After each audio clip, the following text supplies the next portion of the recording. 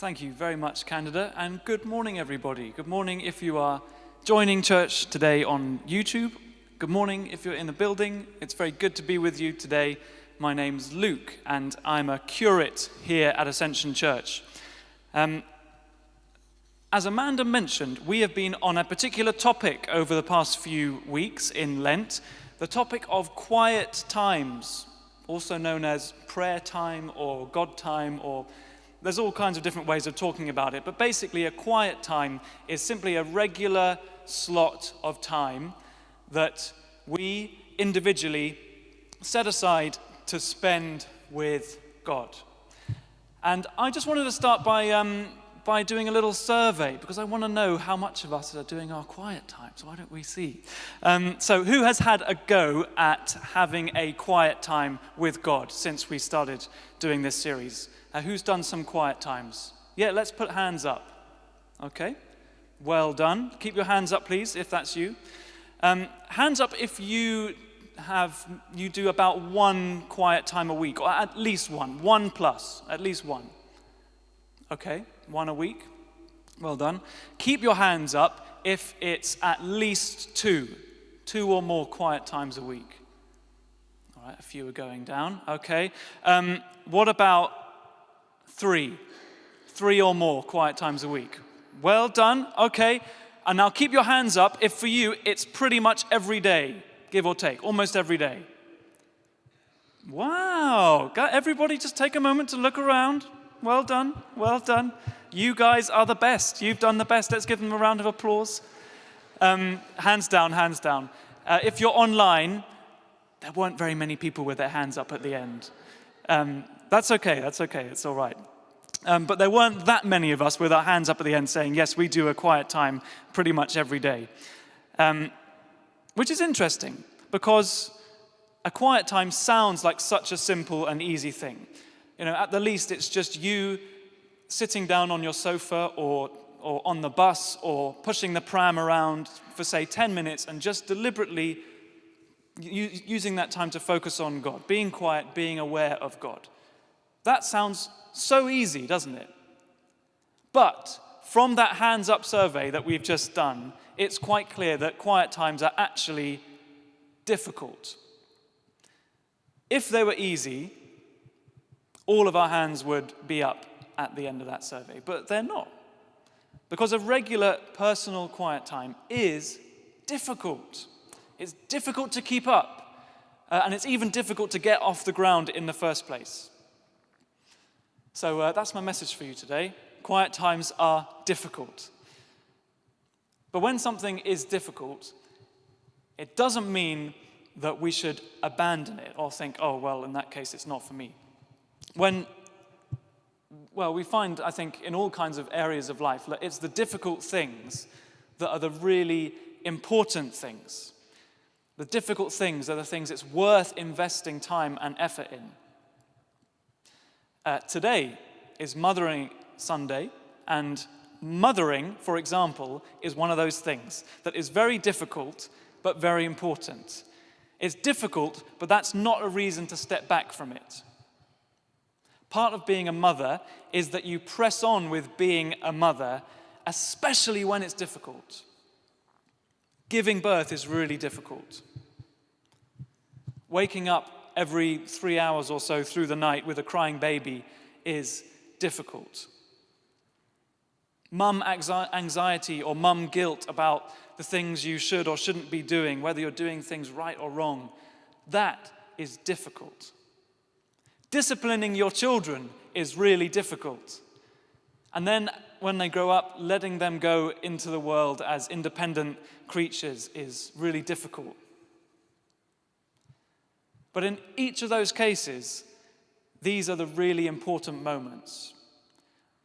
These difficult moments are exactly the moments where it's obvious to you as a mother that now is just not the time to give up. Now is the time to keep being a mum as best you can.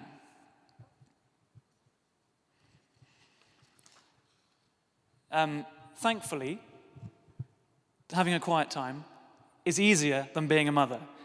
Having a regular quiet time is a lot easier than being a mum. They're both difficult. however, and they're both difficult for at least two reasons that they have in common. First, they're both difficult because they require perseverance.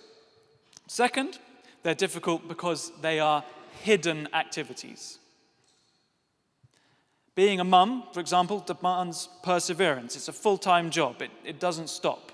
You don't dip in and out of being a mum as you fancy. And second, being a mum is a largely hidden job. Most mothering happens unregarded, unrewarded, and unspoken.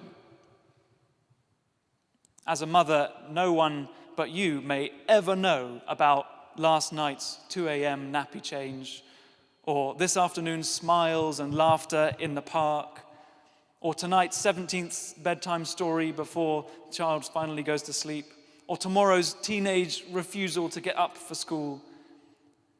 Whatever it is, much of mothering is completely hidden from the world. No one else will ever find out about it. And it's these two things, these two motherly virtues of perseverance and hiddenness, that I want to explore briefly today in relation to quiet times. So we'll start with perseverance. Quiet times are difficult because they require perseverance. If you've tried practicing a quiet time at all, you've probably found that sometimes it can feel dry or featureless or like nothing really is happening, just empty.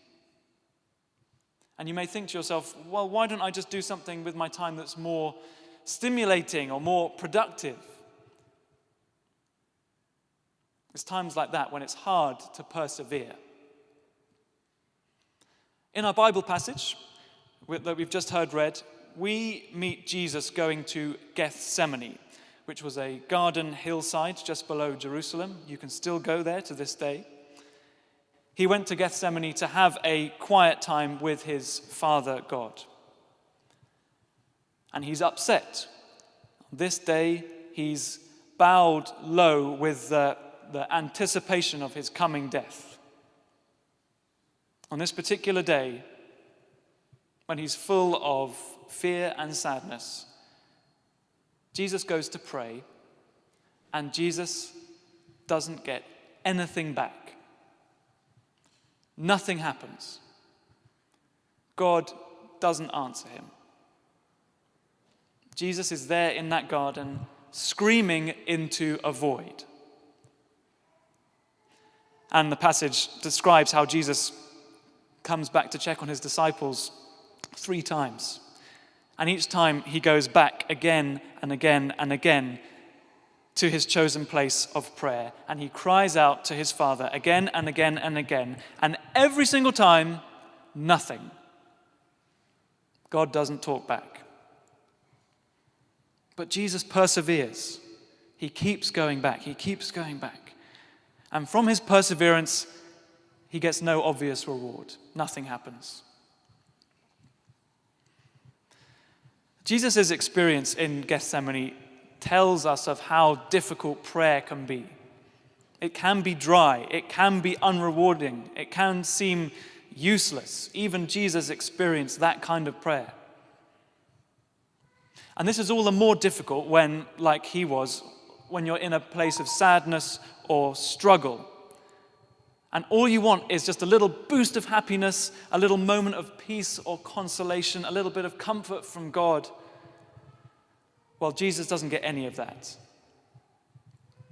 But Jesus perseveres with his quiet time, with his prayer. I wonder why. I wonder why he didn't just stop and rest his eyes with his disciples. Why does he keep on going? I don't know why he kept going. I don't know why he didn't just give up. But there's something in this book. Hands up if you got it. Who's picked this up? A few of us? Yeah, lots of us. Great. It's called Be Still, A Simple Guide to Quiet Times. We've been following this book over the past few weeks.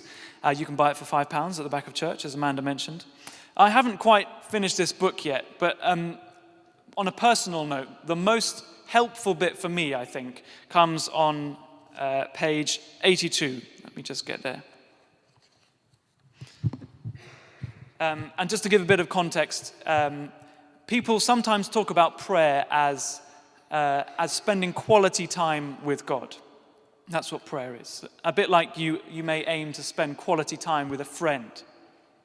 But Brian Heasley, the author of this book, says that actually, when it comes to prayer, the really important thing is not quality time, it's quantity time. I'm just going to read a little bit from this. He says, I spent a lot of time with my boys. I drove them to school most mornings. I hung out with them, playing Call of Duty until I became reasonable for an old guy. I've walked the dog with them. We've gone on holidays together. Most of the quality moments, the real golden memory moments, have come out of ordinary quantity time. The unexpected conversations, the spontaneous sharing of dreams, worries, hopes, and fears don't always wait for a planned family evening. They can emerge over a Tuesday evening, drying the dishes. In the midst of quantity time, we have quality moments. In the midst of quantity time, we have quality moments.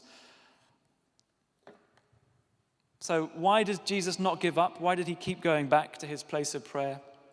Well, I think it's because Jesus is fully in the habit of putting in that quantity time with his Father. He's put in so much time over his life that it's now just a natural thing to go and pray and pray and pray. He regularly goes off to a solitary place. We hear that about him in the Gospels. This is part of his habit, his routine. And that's why I think here in Gethsemane, he can just keep going back and back to his place of quiet and prayer, even when he's getting nothing back from God, because it's ingrained in him. He's put in the quantity time. So be proud of yourself when you have a quiet time and it's rubbish.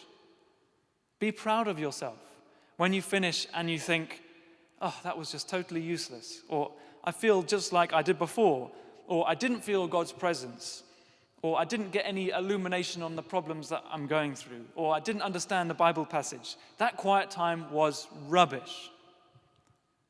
Well done. Be proud of yourself. Well done. You've done better than the disciples, at least. You've stayed awake. You've watched and prayed. You've put in the quantity time with your Father in heaven, who loves you and is so happy that you're spending time with him, even if you don't feel him there with you. Out of the quantity time, as Brian Heasley says, there will come quality time. There will be moments of joy and wonder, moments of peace, moments of enjoying God. But the crucial thing is that that's not the reason we do it. We do it because God is worth spending time with, full stop, no matter how we feel, no matter what we consciously get out of it. So persevere. Put in that quantity time. Perseverance is difficult, but that's no reason to abandon it. The second reason that quiet times can be difficult is because they're hidden. When you stand up at the end of your quiet time, you will receive no assessment, no peer review, no feedback, no likes, no dislikes, no follows, no comments in the chat, no applause. And this may be difficult for us because of the culture that we're used to, where a lot of our behavior is subject to those things.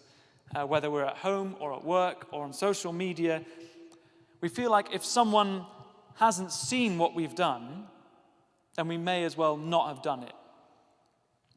I keep hearing the phrase these days, perhaps you've heard it too, if it's not on social media, it hasn't happened. In other words, if no one knows what I've achieved, it's not an achievement. That's the culture we live in. And it's a culture that makes it difficult to put in the hidden hours of work, hidden hours of parenting, of prayer.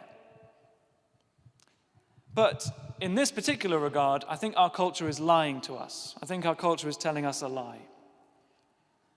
The truth is that hiddenness is not a problem. It's absolutely fine if no one ever sees what you've done. In the Bible, especially in the Psalms, you'll find that hiddenness is quite often a good thing. It's not bad at all. It's not something to avoid. It's something to really embrace. I'll just read a few examples. From Psalm 17, the psalmist says, "I call on you, my God. Keep me as the apple of your eye. Hide me in the shadow of your wings." Psalm 27, "In the day of trouble, he will keep me safe in his dwelling. He will hide me in the shelter of his sacred tent and set me high upon a rock." Psalm 31, "In the shelter of your presence, you hide them from all human intrigues. You keep them safe in your dwelling from accusing tongues." Psalm 143, "Rescue me from my enemies, Lord, for I hide myself in you." You get the picture. Hiddenness is good. Hiding away with God should be part of our practice as Christians. Having a deliberate, regular, hidden place of safety and refreshment. And if no one ever finds out what you got up to in your quiet times with the Lord, all the better for it. Keep it that way. It's absolutely fine if no one ever knows what you read, what you prayed, how you felt, what you sensed. It's absolutely fine if you take all of that to the grave. Now, of course, it's good to have perhaps one or two people, a spiritual director maybe, or a Christian friend who you can share with and be open with about how your prayer time and how your quiet times are going. And of course, if something arises from your quiet time that you suspect will be comforting or encouraging or strengthening for other people, then you may wish to share it. Or if you sense God prompting you to share something specific with someone else, go ahead. But for the most part, don't worry about it, because your quiet times are hidden times. Quiet times are hidden times.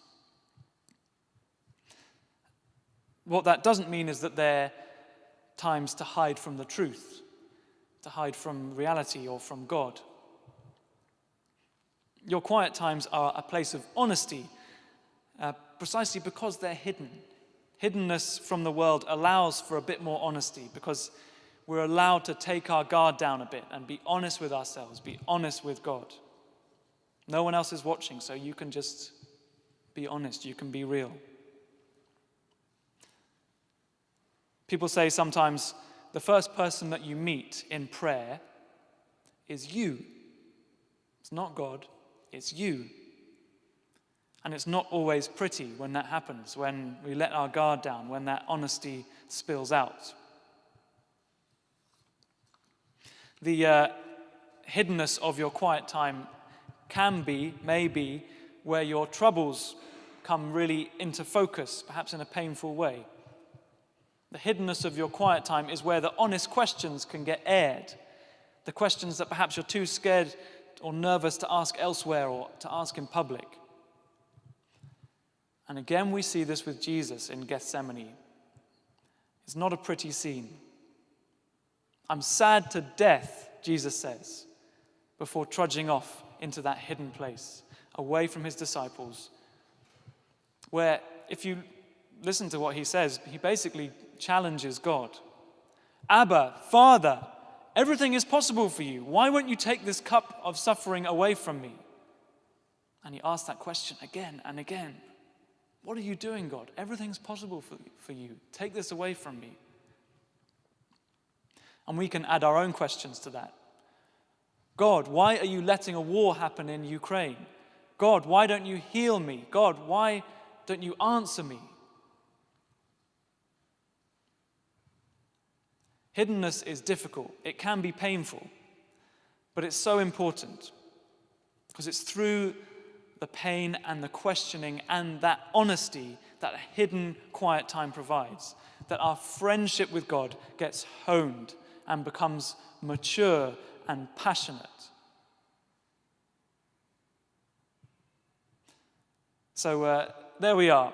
Quiet times are difficult. I hope I haven't demotivated you too much with all of this about your quiet times. I'll do another hands up survey next week, and we'll probably have 0 hands, or certainly less hands. No, only joking. We won't. We'll have more hands, right? Won't we? We'll have more hands up.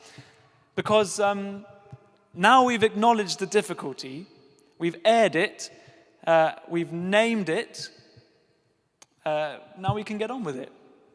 We know now that quiet times are difficult. Now we can just get on with them.